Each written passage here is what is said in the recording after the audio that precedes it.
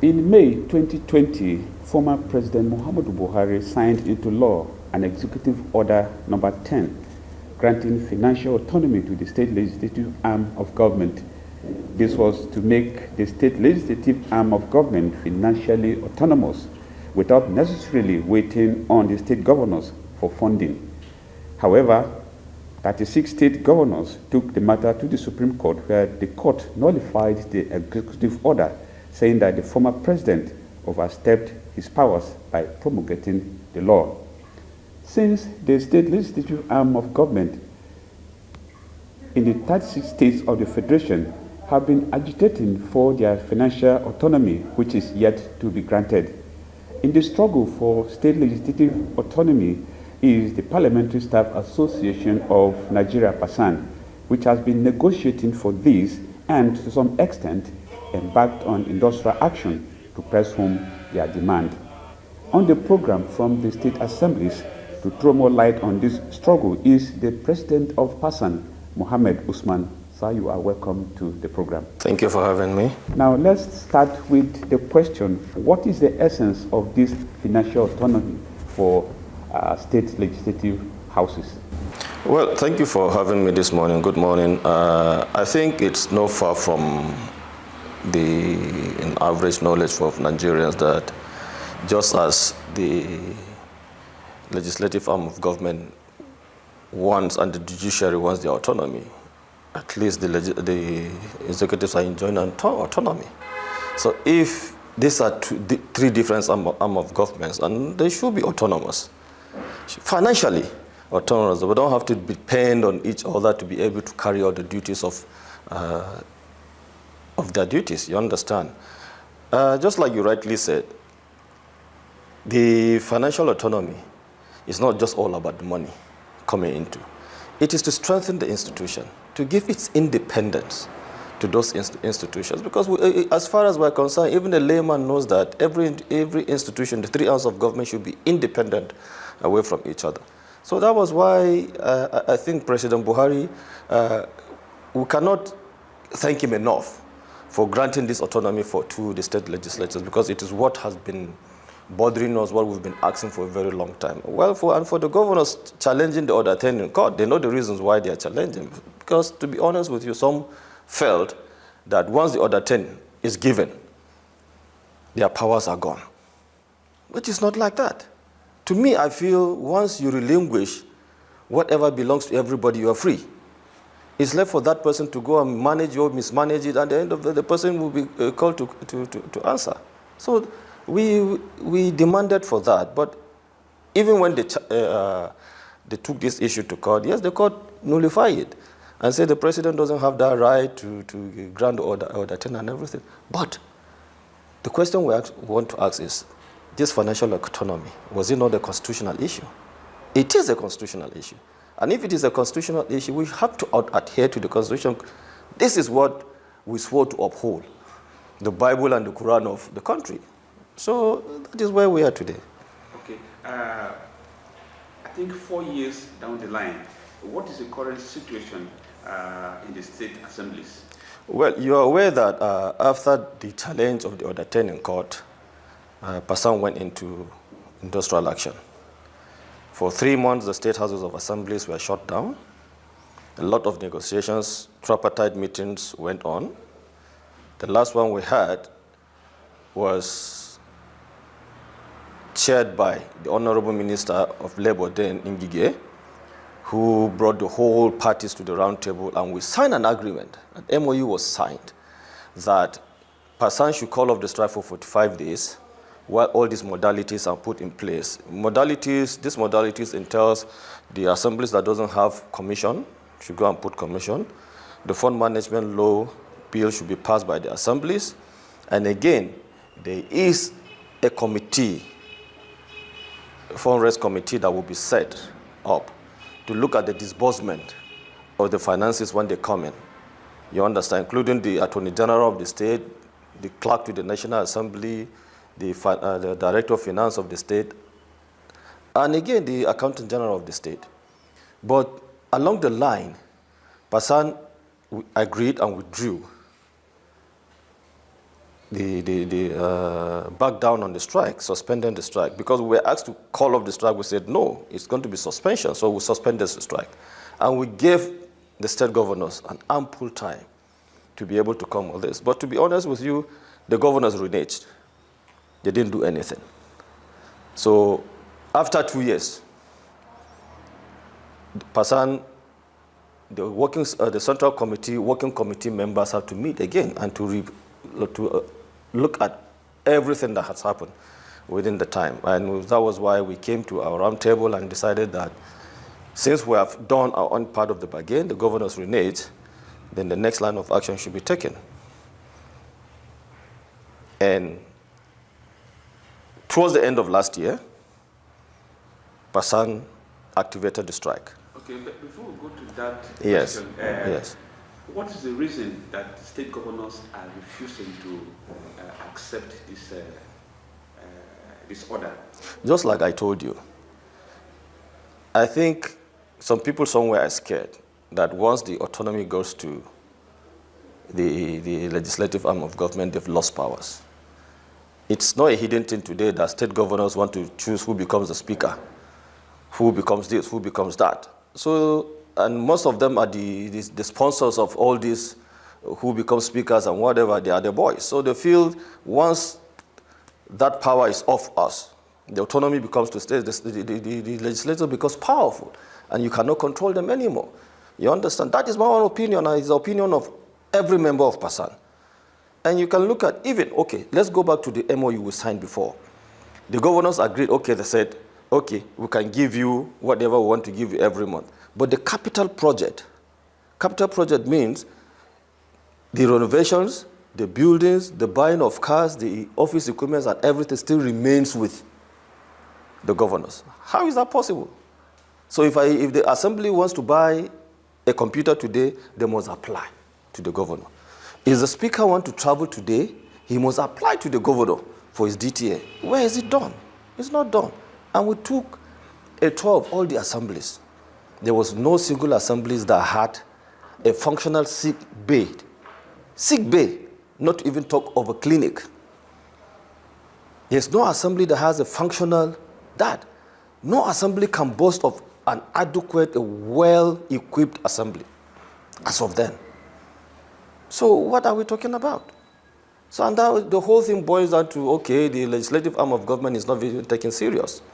So Pasan, as representative of the 36 states House of Assembly staff, we said no, enough is enough. Yeah. Okay. You went on strike towards the end of last year. What was the impact, or what is the impact of that industrial action on your agitation for this autonomy? Well, we honestly have to thank the present chairman of Governors Forum, the governor of Kwara State. He has shown that he's a leader. He has shown that he is well respected, you understand. And two, when we went on strike, we wrote to him and wrote to all the speakers. First, the speakers called us for a meeting. The conference of speakers called us for a meeting. We had a meeting with them. And we told them that there's no stopping this strike because the strike will continue. We're going to go on strike again, asking for the implementation of the autonomy, because the last one was suspended, not called off. So the speakers were trying to, at least trying to stop us so that we could negotiate more with the Governors Forum and everything to see that this strike is averted. This strike is averted.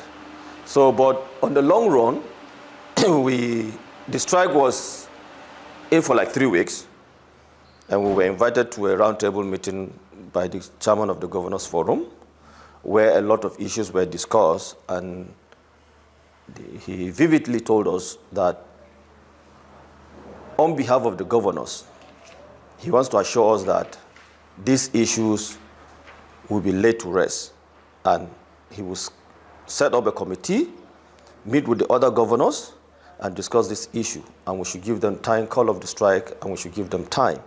So while doing that, Pasan had to, that same day we didn't agree to call off the strike. We had to come back to inform our members this is the outcome of our discussion with the Governors Forum, representative of the Governors Forum.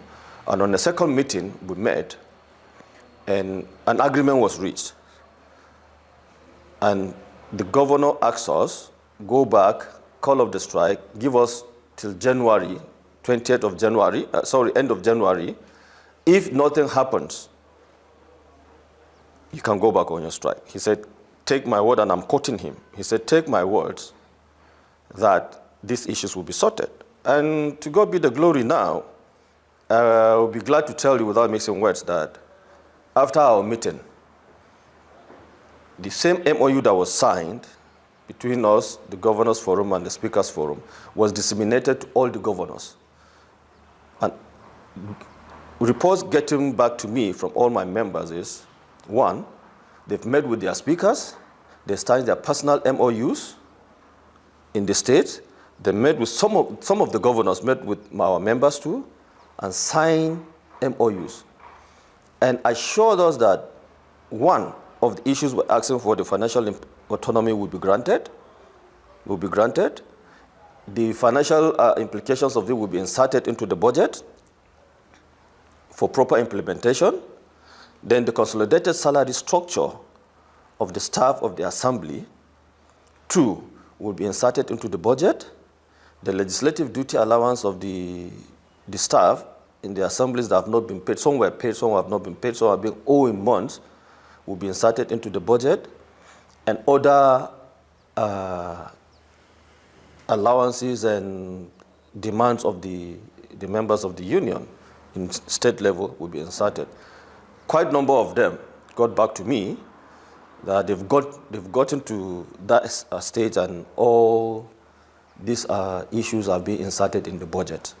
What we are doing now is we are appraising how far the state governors have met with our members.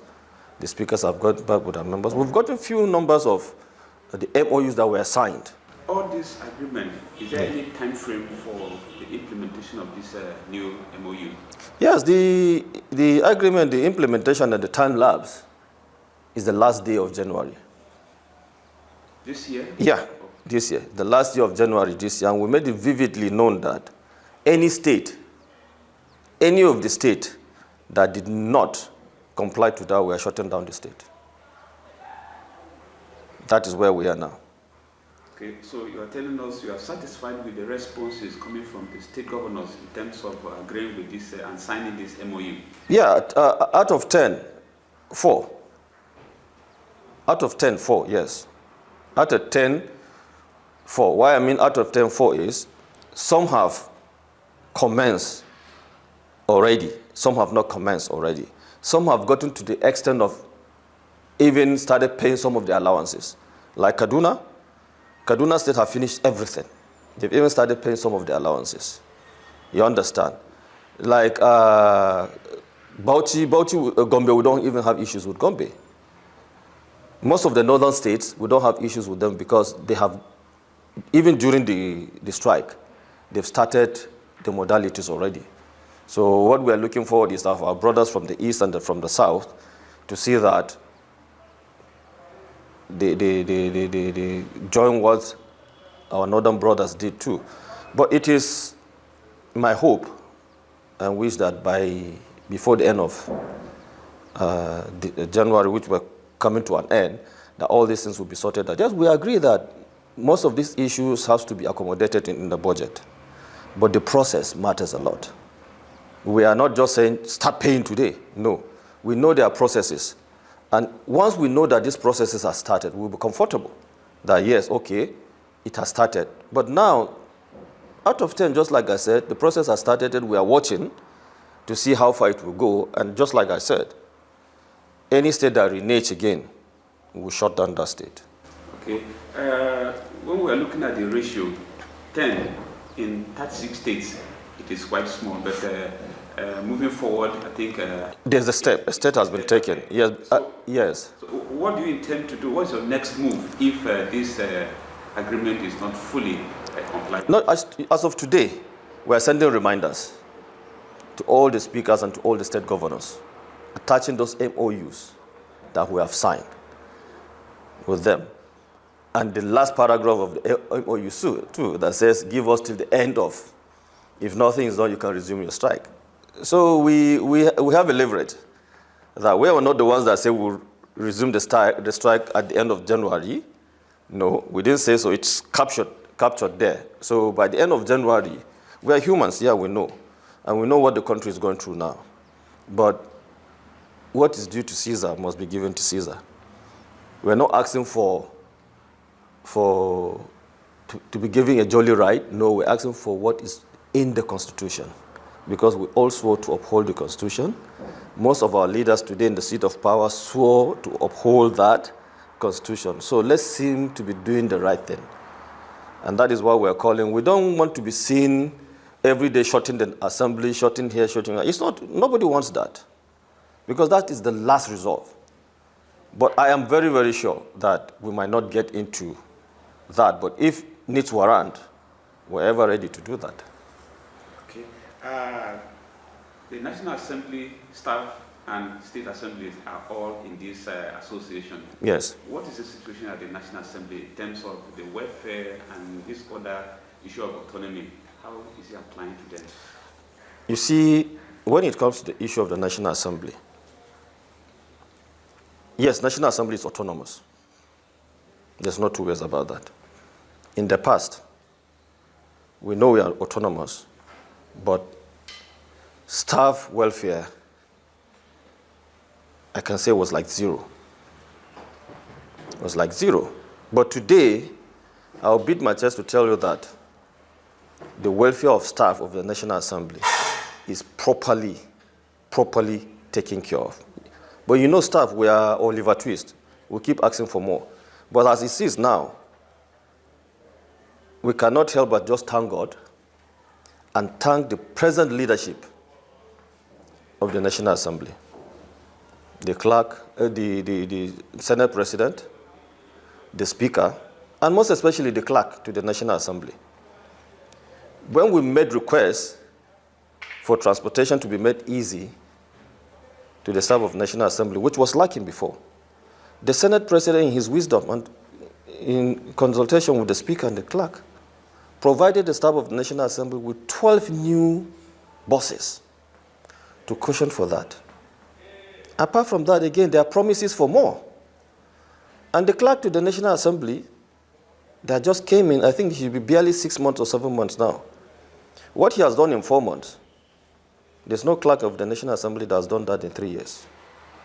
In the National Assembly, some of our staff did not go on training for 10, 20 years. But the present clerk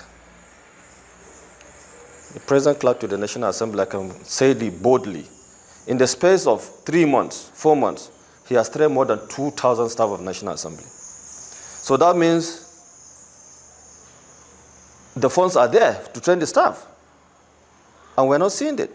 But because we have somebody who has the fear of God now, and somebody who takes, he has said it time before now, that his priority are the staff of the National Assembly, the welfare of staff of the National Assembly. And we are seeing it. He's not just saying from his lips, we are seeing it, he's saying it, and we're seeing the action. So we cannot help but thank God for giving us someone like this, who already is a staff, who has been in the system, who knows the problem of this. And the relationship between the three people, the Senate President, the Speaker, and the clerk, is awesome. It's awesome because all of them have said it that their priority are the staff of the National Assembly, the welfare of the staff of the National Assembly. We are seeing it, even though we're asking for more, but we have to acknowledge that they are doing their best, they are on the right track, and we're praying for them that God should sustain this, God should give them wisdom to be able to sustain this for the staff of National Assembly.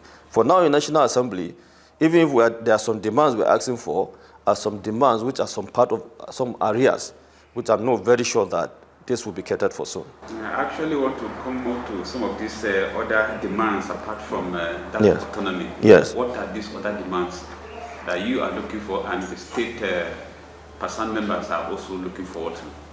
You see, there's a salary structure called CONLES.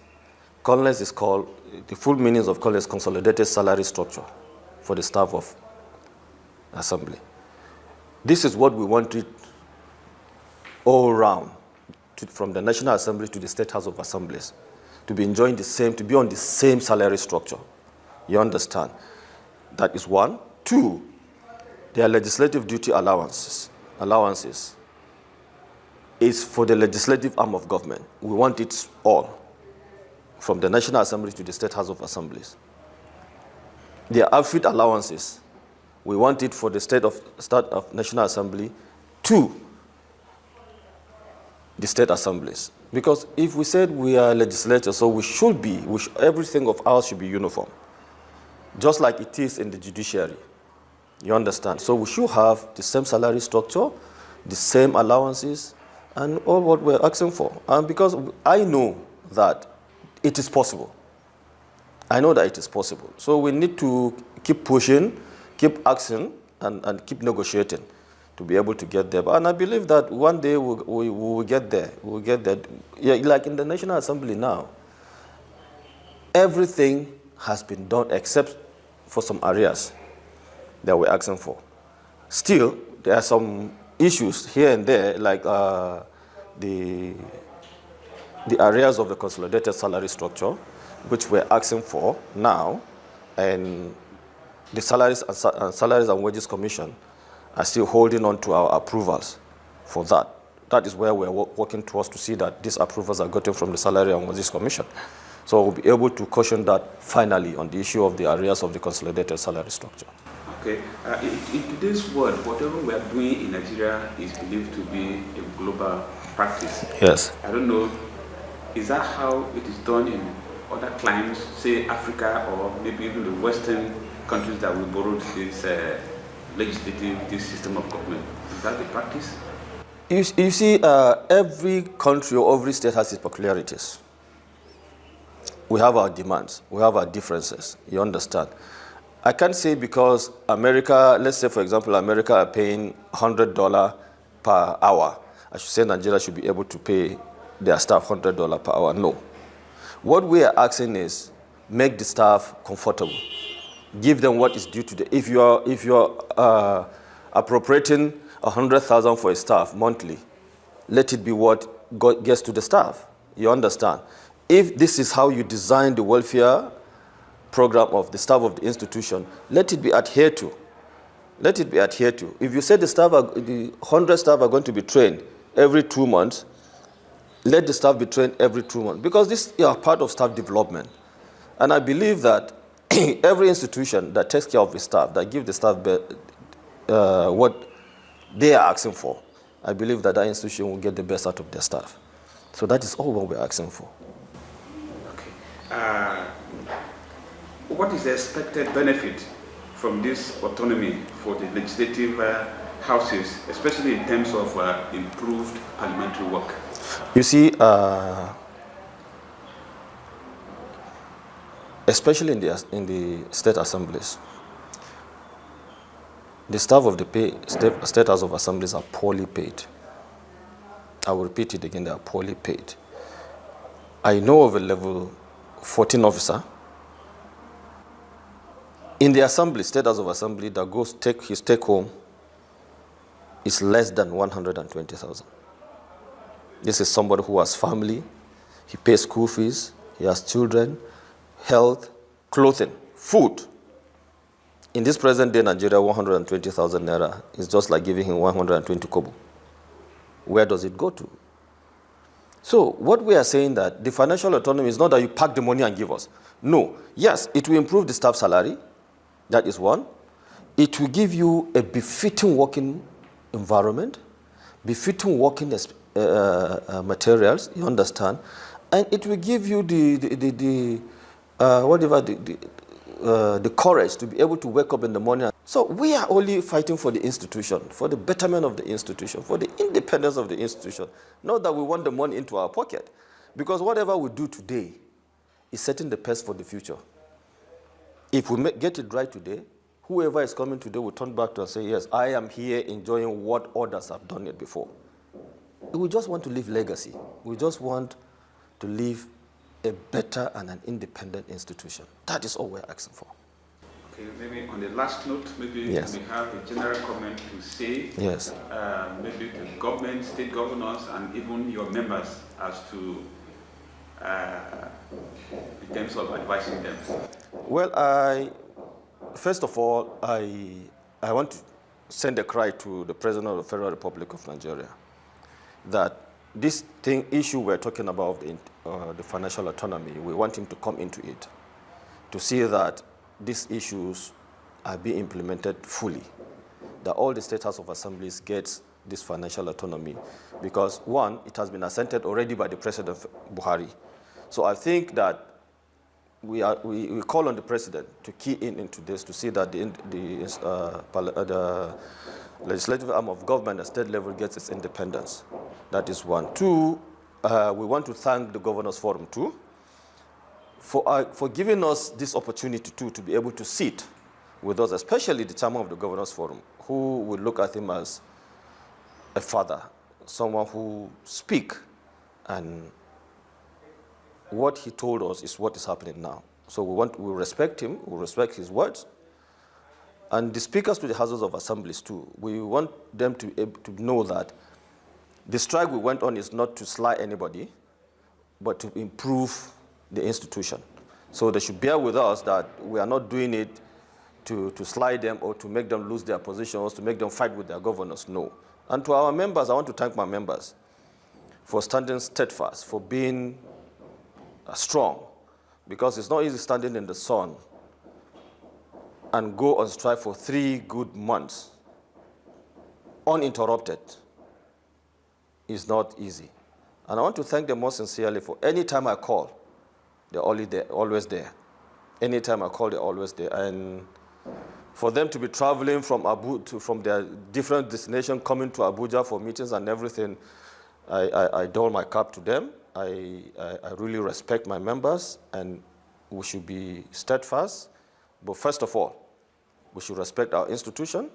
We should know that we are members of that institution before becoming union members.